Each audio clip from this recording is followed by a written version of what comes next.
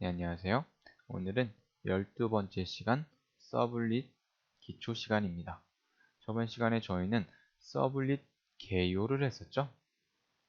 개요라고 해서 서블릿에 대해서 잠깐 맛보는 정도의 시간을 가졌습니다. 자, 오늘은 서블릿에 대해서 조금 더 깊게 알아보는 시간을 가질 거예요. 자, 목차는요. 먼저 URL이라고 해서 URL이라는 것은 여러분도 좀 익숙한 단어죠. 근데 이 URL이 어떠한 뜻을 포함하고 있는지, 어떠한 구조로 되어 있는지 알아볼 거고요. 그 다음에는 여러분 저번 시간에 제가 웹 모듈 버전이라는 것에 대해서 알려드렸죠. 즉 프로젝트를 생성할 때 이 웹 모듈 버전이라는 것을 정하는데 채널에서도 2점대 버전과 3점대 버전을 동시에 사용하고 있어요. 그러니까 2점대 버전과 3점대 버전을 둘 다 사용하고 있는데 2점대 버전과 3점대 버전이 어떠한 차이를 가지고 있는지 알아보겠습니다. 자, 그리고 서블릿 생명주기라는 게 있는데요. 톰캣이 서블릿을 생성하고 서블릿을 또 필요 없으면 지우고 또 서블릿을 관리를 하는데요. 그러니까 톰캣이 이 서블릿을 어떻게 생성하고 어떻게 관리하고 어떻게 삭제하는지 알아보겠습니다. 자, 마지막으로 파라미터라는 게 있는데요. 파라미터는 클라이언트가 서버로 전달하는 데이터라고 보시면 되겠습니다. 자, 조금 뒤에 자세하게 설명드릴 거고요. 자, 먼저 URL입니다. URL은 Uniform Resource Locator의 약자이죠. 자, 유니폼은 군복 또는 뭐 경찰복 이런 게 유니폼이잖아요. 다들 공통적으로 입는 거. 자, 여기서 유니폼은 그냥 정형화되어 있는 이라고 생각하시면 되겠습니다. 정형화 되어 있는 이 정도로 생각하시면 되겠고요. 자, 리소스는요. 리소스는 자원이라는 뜻이죠. 이것은 데이터라고 생각하시면 되겠습니다. 자, 로케이터는 위치 탐색기라고 나오더라고요. 사전에서는 위치 탐색기. 근데 위치 탐색기라기보다는 여기서는 위치로 생각하시면 되겠습니다. 그러니까 URL이라는 것은요. 실제 서버가 가지고 있는 데이터의 위치를 얘기하는 겁니다. 그래서 우리는 그 데이터의 위치, 즉 URL을 통해서 요청을 하게 되죠. 그러면 우린 그 데이터가 필요하다고 서버에게 요청을 하는 것과 같습니다.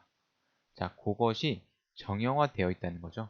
그러니까 우리가 A라는 사람이 있어요. B라는 사람이 있는데 A라는 사람이 B라는 사람에게 핸드폰을 달라고 할 때 여러 가지 말을 할 수 있죠. 야, 니 거 핸드폰 좀 줘. 야, 네가 어제 산 핸드폰 좀 줘. 야, 핸드폰 좀 줘. 그 네가 가지고 있는 거. 이런 식으로 사람끼리 소통을 할 때는 내가 대충 말해도 상대방은 대충 잘 알아듣습니다.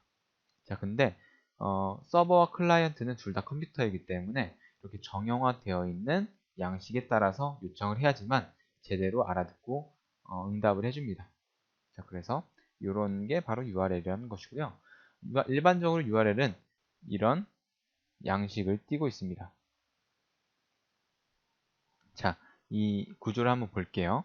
구조는 먼저 맨 앞부분에 프로토콜을 명시합니다.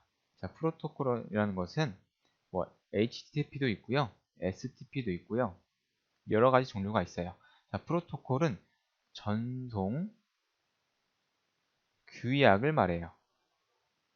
그러니까 전송 규약이라는 것은 어, 서버와 클라이언트가 있어요. 서로 통신을 하죠.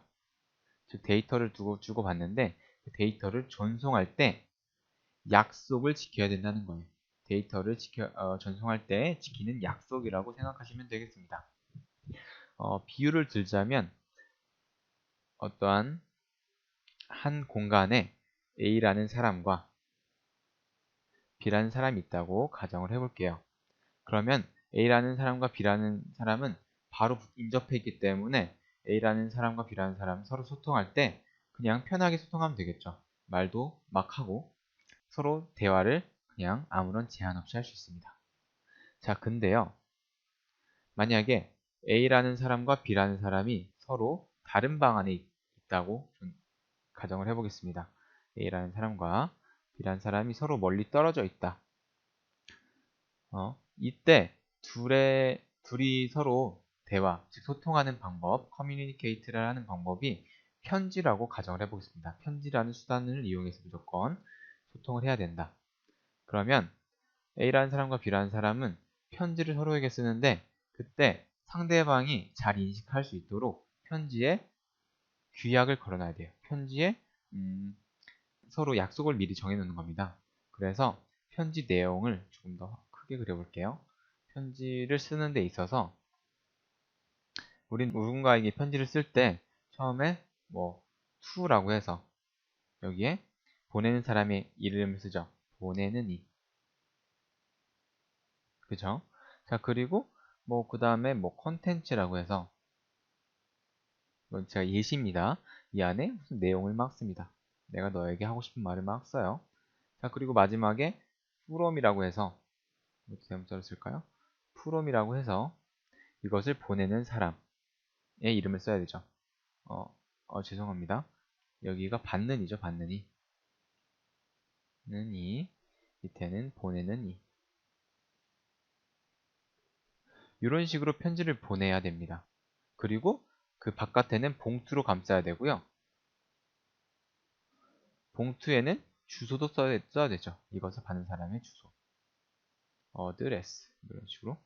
그래서 어느 시, 어느 구, 어느 동, 몇 번지. 자, 편지를 쓸 때 우리는 이러한 양식에 맞춰서 써야지만 상대방에게 잘 도달할 수 있을 뿐더러요. 상대방이 이 편지를 봤을 때, 이게 누구한테 보내는 편지고, 또 누가 보낸 편지다라고 제대로 인식할 수 있습니다. 그러니까 이것은 하나의 편지의 표준이라고 볼 수 있겠죠. 우리는 이 표준을 잘 따라야지만 편안한 생활을 영유할 수가 있습니다. 그렇죠? 우리가 플러그를 하나 만든 콘센트 있잖아요.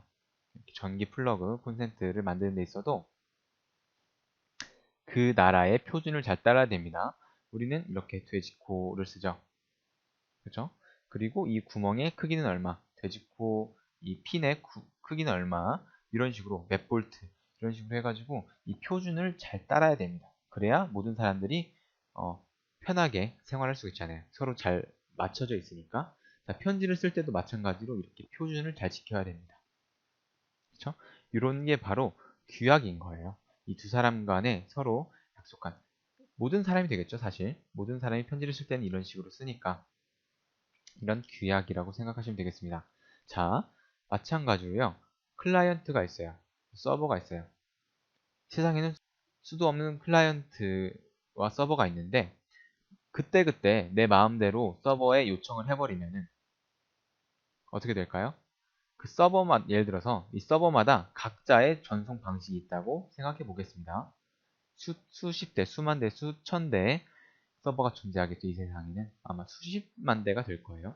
수십만 대마다 다른 전송 방식, 그러니까 소통 방식을 가지고 있다고 하면은 그 컴퓨터에 맞는 소통 방식에 따라서 해당 서버에 맞는 소통 방식에 따라서 우리는 요청을 보내야 돼요. 그러니까 엄청 복잡하겠죠.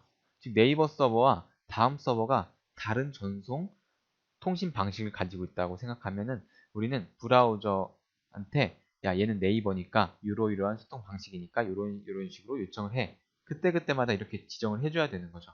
자, 그것을 없애기 위해서 이렇게 표준을 만든 겁니다. HTTP라는 하이퍼텍스트 트랜스퍼 프로토콜. 즉 하이퍼텍스트라는 것은 XML이나 뭐 HTML 같은 것을 말하는 거죠. HTML. 그러니까 이런 파일을 전송을 할 때 서로 데이터를 주고받을 때 지켜야 될 약속, 즉 표준을 미리 정해놓고 모든 서버가 그 표준을 따르게 하는 겁니다. 모든 브라우저와 모든 서버가 그 표준을 따르게 하는 거죠. 자, 이게 바로 프로토콜이었습니다. 프로토콜 설명을 되게 길게 했는데요. 자, 이어서 그 다음에 쓰는 것은 슬러시 두 개를 쓰시고요. 컴퓨터의 IP 주소를 뜻하는 겁니다. 그러니까 IP 주소라는 것은 네트워크 상의 위치죠. 경로죠. 고유 위치입니다. 그래서 우리는 이 IP 번호로 해당 컴퓨터에 도달할 수 있는 거죠. 즉 해당 컴퓨터를 식별해낼 수가 있는 거죠. 자, 그 다음에는 포트 번호라는 게 있는데요. 포트 번호는 서버에는 수만 가지의 포트가 있습니다. 이 포트마다 이 서버가 있잖아요. 이 서버는 이 포트마다 내가 해야 될 서비스를 각각 미리 지정을 해놔요. 그래서 우리는 톰캣을 설치하고 나서 톰캣의 server.xml이라는 설정 파일에서 이 톰캣의 포트 번호를 미리 지정해 줬죠. 그쵸? 그래서 9090이라는 포트 번호는 톰캣이 서비스를 하는 그런 공간입니다. 그래서 다른 클라이언트가 이 톰캣 서버에 접근을 할 때, 이 서버에 어떠한 요청을 할 때 이 9090이라는 포트번호를 사용하게 되면요. 아, 얘가 지금 톰캣이라는 프로그램이 서비스라는 내용을 받고 싶은 거구나 해서 톰캣에게 연결을 해줍니다.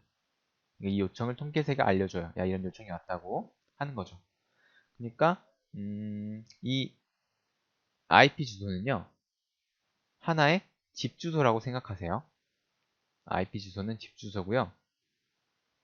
이 포트 번호는 그 집 주소마다 집 주소에 살고 있는 구성원들이 여러 명 있을 거잖아요. 뭐 아빠, 엄마, 누나, 동생 이런 식으로 그 각각의 이름이라고 생각하시면 돼요. 그래서 아빠라는 포트 번호로 오면은 아빠에게 전달해주고 누나라는 포트 번호로 오면은 누나에게 이 편지를 전달해준다고 생각하시면 되겠습니다.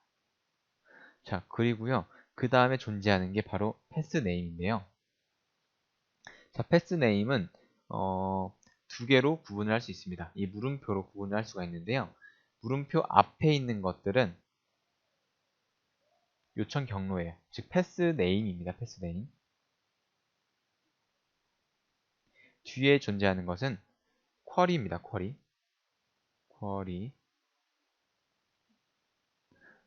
그러니까 얘 두 개를 통틀어서 패스라고 하고요. 이 앞에 있는 것을 패스 네임, 뒤에 있는 것을 쿼리라고 보통 얘기를 합니다. 자, 패스 네임은 이 톰캣이라는 프로그램이 있죠. 톰캣이라는 프로그램은 여러 가지 서비스를 또 합니다. 그러니까 이게 지금 하나의 웹 어플리케이션이라고 가정을 하고요. 하나의 그러니까 홈페이지라고 생각을 할게요. 어느 회사의 홈페이지다. 이 회사는 게시판도 있고요. 뭐 로그인도 있고, 뭐 회사 정보도 나와 있고, 여러 가지 방명록도 있고, 여러 가지 기능들이 메뉴가 있다고 가정을 할게요. 그러면은 이 웹 어플리케이션은 즉 이 홈페이지는 하나 이상의 요청을 서비스를 하죠. 여러 가지 요청에 대해서 서비스를 제공합니다. 그래서 그러한 요청을 구분해내는 게 바로 이 패스 네임입니다. 그리고 이 물음표를 기점으로 뒤에 있는 것들은 쿼리라고 해서 클라이언트가 서버에게 보내는 데이터라고 생각하시면 돼요. 자, 이해되셨습니까? 이 앞에 있는 것은 내가 요청받을 서비스의 이름이고 뒤에 적어주는 것은 클라이언트가 서버에게 보내는 데이터이다. id라는 변수에 30이라는 값을 담아서 보내는 겁니다. 그럼 서버에서는 이 id를 접근해서 30이라는 값을 사용할 수 있는 거죠. 자, URL 설명이 좀 길어졌는데요. 이 URL 잘 이해하시면은 네트워크에 대해서도 어느 정도 이제 이해를 하실 수가 있어요. 벌써 시간이 좀 지났으니까 여기서 강의를 끊고요. 다음 강의에서 계속해서 진행하도록 할게요.